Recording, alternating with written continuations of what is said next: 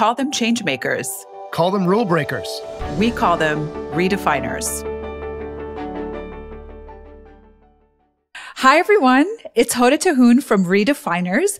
As you all may have seen, we've recently announced that my friend and colleague, Simon Kingston, will now be joining Clarke and I on Redefiners as our new co-host. You're going to love him. He's brilliant at what he does, and he's a perfect example of that great and amazing British sense of humor. Simon, thanks so much for chatting with me today. I'm delighted to, Hoda, and thank you.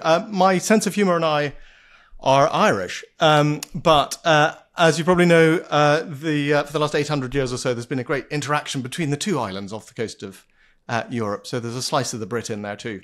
Well, thank you for educating us North Americans. And Simon, to help our listeners get to know you a little bit better, we're going to initiate you Redefiner style with rapid fire questions. But first, would you, you should be, but now you're going to get a sense of what it's like for our amazing guests.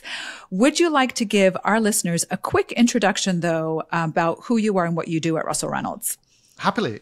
So I sit in our London office, but the clients I serve as co-head of the social impact and education sector for the firm are global.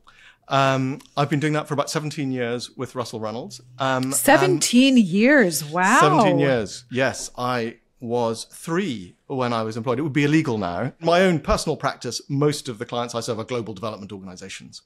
So alliances across sectors and countries to deliver various different kinds of global public goods. So you really are working with leaders who are shaping how the world is being led, literally. Yeah, and I think improving it, and who represent all of the challenges that leaders in every sector face these days, of a world that often seems divergent, of a world that often seems polarized, and their job, just as it is for business leaders, is to try and build bridges across those divides and help lead organizations that are really effective.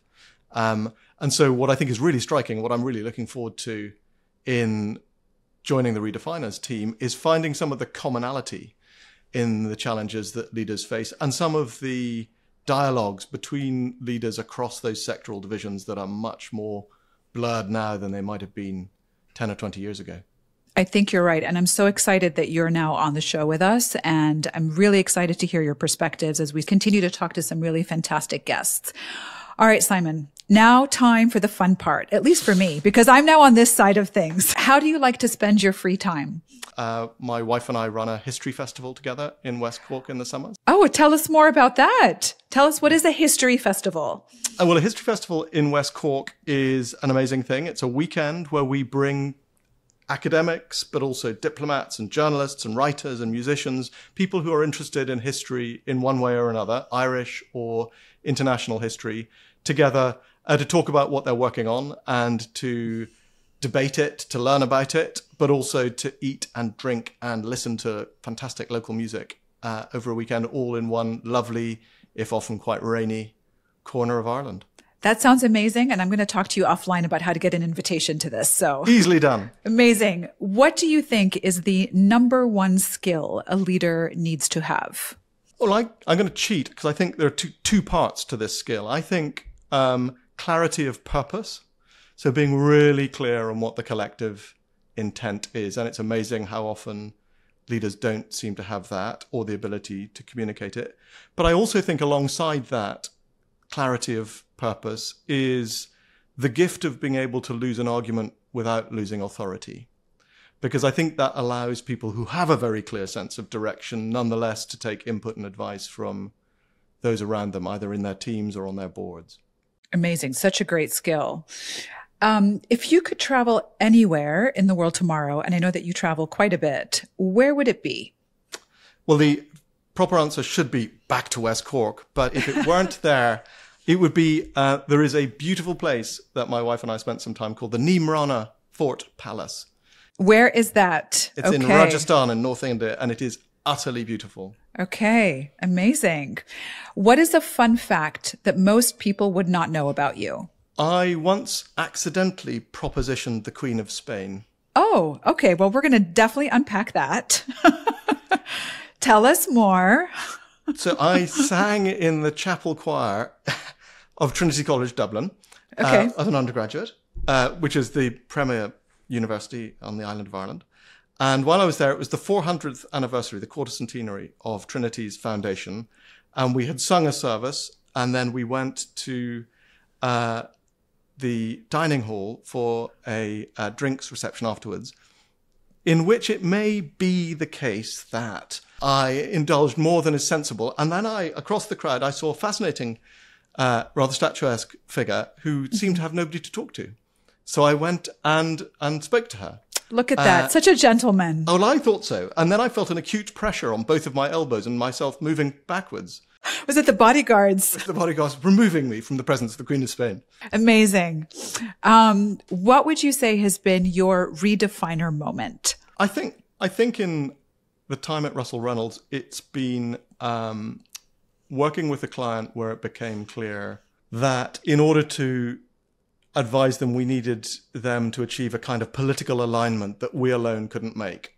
And without boring you and the listeners with a long story, what it was a great recognition of for me was the groundwork we need to do when we're going to offer advice.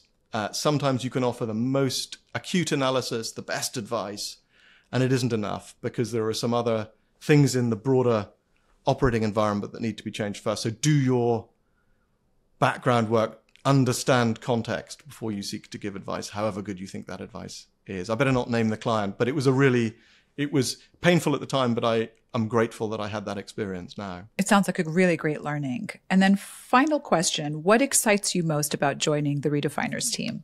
Well, it's been a great way of persuading you to come to West Cork to the History Festival. So that's exciting. It's already a win. But I think we have such a privilege in the work that you and I and all our colleagues do of engaging with leaders across a host of sectors and bringing them together. And I think the joy of Redefiners, as I've listened to it, has been that so much of what those leaders have to offer when they talk to us is applicable, as we were saying earlier, to leaders in other sectors. So I think helping them to transmit some of that wisdom and helping them to transmit some of the humility that I think a lot of great leaders have is going to be really fun. That's awesome. And that's such a great behavioral skill, right? The humility piece. Well, those were all fantastic responses. And Simon, how do you now feel that you've been in the hot seat and you have experienced what we put our guests through? Yeah, it's quite warm in the hot seat, isn't it? Isn't it? Did I get the job? You are hired.